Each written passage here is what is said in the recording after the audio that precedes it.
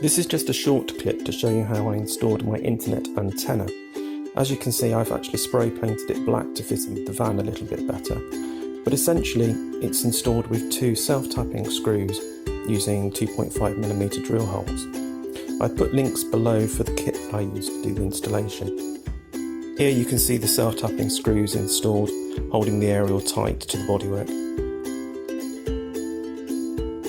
Cables feed down underneath this piece of rubber trim and then underneath the weather seal at the rear doors. The cables are then fed into the void, they just sit there loosely.